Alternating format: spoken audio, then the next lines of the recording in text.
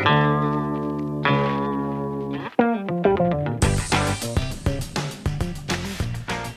you know where your data is online? We don't either, but we plan to find out. This is Fine Print. Okay, guys, last episode we were talking about terms and conditions and what we thought terms and conditions were. Some of the incidents we run into with terms and conditions of our own, and privacy. But this week we went into the field. We talked to a few people actually, about their idea of terms and conditions. These are average users of the internet and apps and services that we check that box for terms and conditions for. So be mindful that these are people that are quite aware of social media and the terms and conditions, but not necessarily probably all that entails in the terms and conditions. So I'm Tiffany. I'm Dan. I'm Nathan. I'm Jordan. And Skylar. And so all of us went out and we've had our interviews with our friends and classmates and stuff. And so let's just talk about how some of that went for you guys, because I know that had to be a little awkward. Dan, you have something to say? When I interviewed two of my friends, they pretty much had the same idea as I had about terms and conditions. They don't read terms and conditions just like I do, and they don't really remember how many websites they signed up for. So, as I expected. Just out of curiosity, did anyone have someone say that they read any of the terms and conditions? No. I don't believe so, yeah. No. All right, yeah, No. same. I think someone told me once that they skimmed them and then got bored because it was a page, like thousands of pages of documents, but Yeah. for the most part, I think that was a common theme. Probably didn't take them long to get bored either. Probably like the third sentence, they were like, okay, never mind. Agree. Pretty dry Agree. documents. Did you have any interesting reactions to any of the questions in particular? Well, one girl I interviewed, she just couldn't understand what a site was. That was pretty funny at first. But once I got her to understand what I meant by social media sites, I was really shocked that she was like mentioning some I hadn't even thought of, like those Grubhubs and Order Up profiles that you make, and you forget because you have a username or an email address you sign up with, a password, your credit card information is there, your address is on there, and I forget about that, especially when I was asking when she mentioned it. I was like, that's pretty cool, you know what I mean? You forget about those little instances where you might put your stuff down for like food or like for like rewards and stuff like that, but all of those matter in terms and conditions. Exactly. That I don't even remember passwords for, so.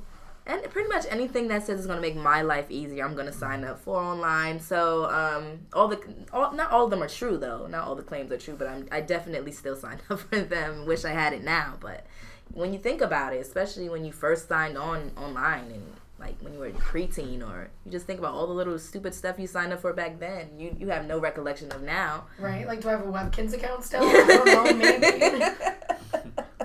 I think the best reactions I got were when we were talking about the 180 hours per year that you'd have to do to really read those terms and conditions.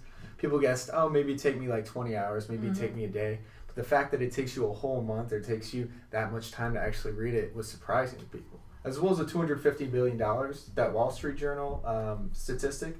People use that to fine print. That was pretty crazy to them as well. They weren't quite sure how they could lose money based off fine print in terms and conditions. Yeah, my interviewee was actually a little confused about that. She was like, what do you mean, losing money? I'm like, well, fine print's on everything. It could be on your Twitter, too. You never read it. It could be like every time you send a tweet, I charge you $1. Yeah. But you wouldn't know that because you hadn't read the terms and conditions. But I'm using this, this money loss as an example that what can happen if you really don't pay attention to the terms and conditions. Yeah, well, it's funny. Like, I talked to one kid, and he actually had an experience with that he shared with me, where he purchased something online and he had agreed to their terms and conditions, and in the fine print there was a processing fee that was just hidden away because he was buying it internationally. So he saw the final price and it wasn't included in that, and he was like, oh, that's not too bad, purchases it, and then he's suddenly charged like $30 extra just for handling, in addition to everything else that had gone into it. So that actually kind of reminds me about the common ground theory we went over in class. Basically, the article described how two businesses or companies dealing with each other had a satellite meeting. one company lives in Chicago and the other somewhere else in the world. And apparently Chicago had a really bad winter storm and couldn't be at the meeting on time, but no one had expressed that to the people elsewhere in the country that were going to be tuning into this meeting, and they had no idea what was going on. People were just not showing up or showing up extremely late for this meeting. And so Common Ground basically establishes a promise to communicate the differences among two parties.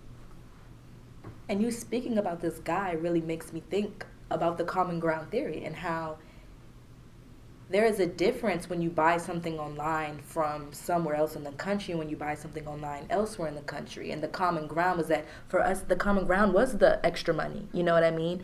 For us to equally be able to make this business transaction, you have to pay this extra money. Now, it's in the terms and conditions, but your friend, Skylar, didn't even read them. And so that goes to show you that the common ground theory can be applied to all terms and conditions. There is something in there that allows you to understand that there's something different going on somewhere else. What you think is going on and what's actually going on may be two different things. And so common ground establishes that you will always promise to articulate those differences that will occur between you two.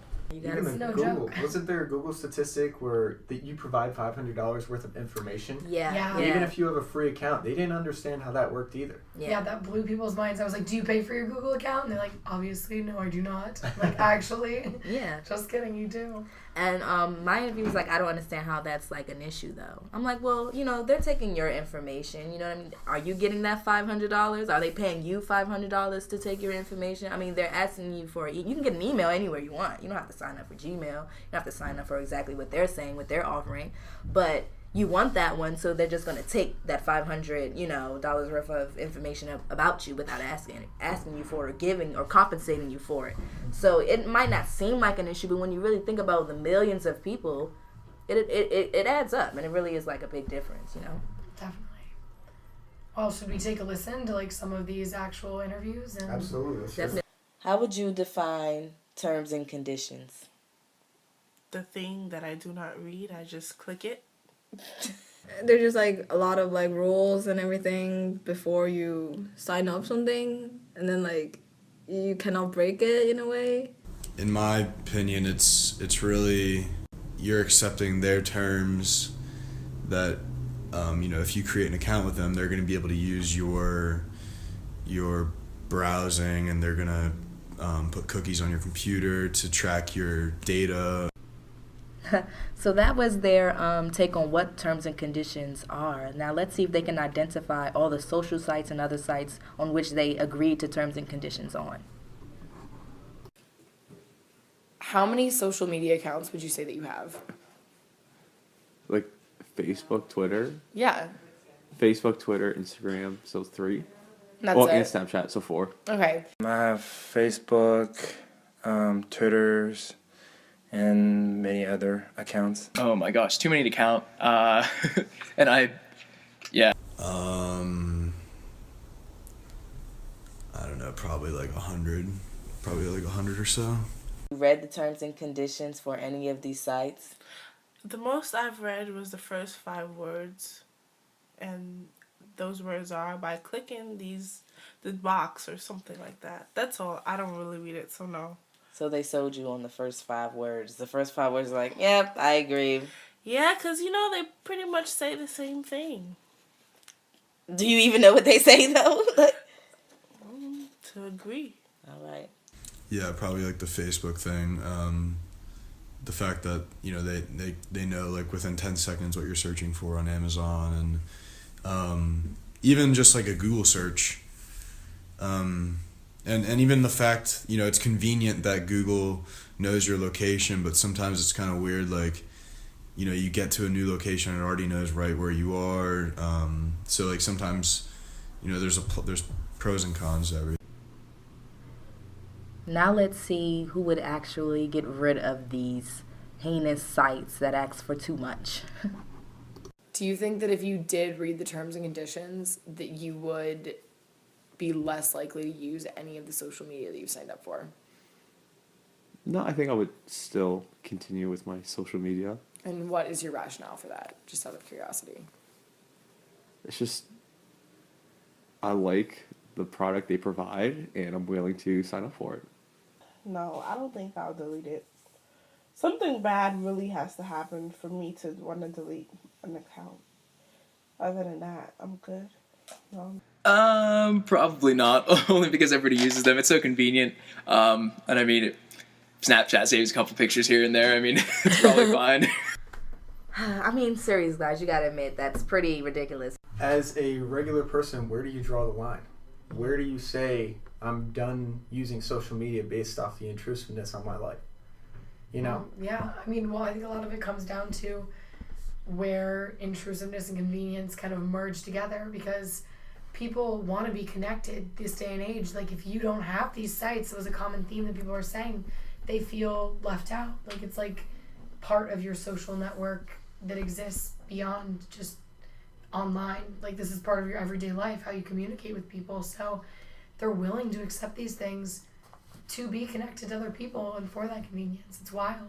And I think you see that line still, you see the line moving continuously. I mean, professor talked about the other day in class how in the 1800s they were concerned about privacy. What would those people today think about that? We're at a whole new level where we're sharing what we're doing by the hour, by the second, who we're with. What would they think about that? And they're rolling in their graves. Yeah. Yeah, I just think that people won't give up the benefit they receive from using the social media and every account or every terms and condition that they sign up for. So I don't think they realize the seriousness of their information losing, but at the same time they just want to have that benefit rather than that problem they may have. So I guess that's pretty expected, the questions that we have. Yeah, I'd say that's like the main takeaway from this is just that people acknowledge that they're unaware of what they're signing up for, and they are still okay with it when we tell them what it might entail. So. And they're not even going to go educate themselves after this either. Oh, I know. My friend, she's not. Yeah. Yeah, I guess so. Well, if you're interested in hearing another side, now that we have heard from common users, stay tuned for next episode when we talk to some individuals who are a little more intimately involved with the creation of terms and conditions and know a little more about what they entail. Stay tuned for more perspectives. This is Fine Print.